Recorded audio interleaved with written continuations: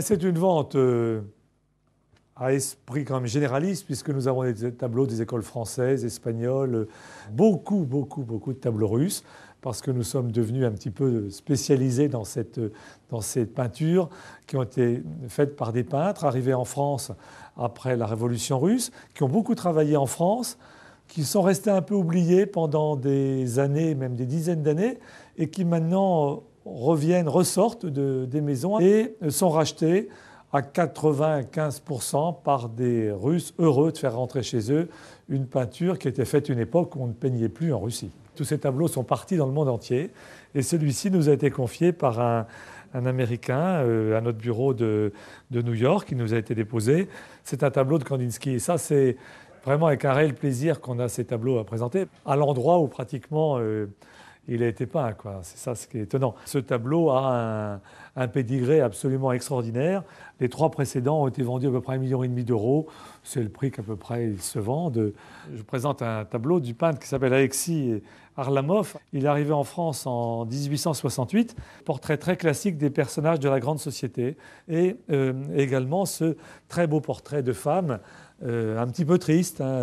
Russe également, l'orfèvrerie. Alors c'est un service à thé qui est composé d'un poêlet, d'un sucrier et d'une théière, d'une saupoudreuse, d'une pince à sucre et d'une mesure à thé.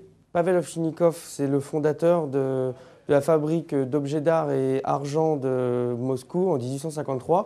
Il est devenu le fournisseur de la cour impériale de Russie. Par Fernand Léger, le cirque. Très classique, une gouache de Fernand Léger avec la signature du clémonogramme et la date 1955. Et un dessin d'Egon Schiele. Egon Schiele, c'est le plus grand nom de l'expressionnisme allemand. Cette femme allongée, qui est déjà d'un érotisme assez poussé, et ne la trouvant peut-être pas assez érotique, assignée en bas, ce qui oblige donc à le présenter de cette façon-là, ce qui encore augmente le caractère érotique de l'œuvre.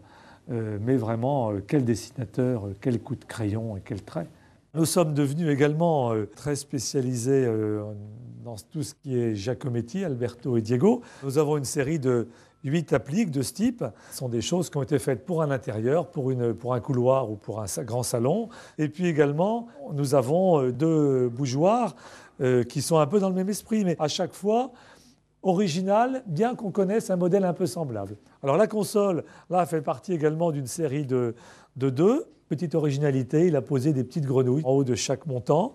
Et puis cet important lustre, également de Giacometti, qui est original par sa forme. Le sujet est un sujet assez classique, ça s'appelle La promenade des amis. Tout ça est rigide, mais simule quelque chose de mobile, mais lui, il l'a fait d'une façon entièrement rigide, mais qui, par ce système-là, suggère la légèreté.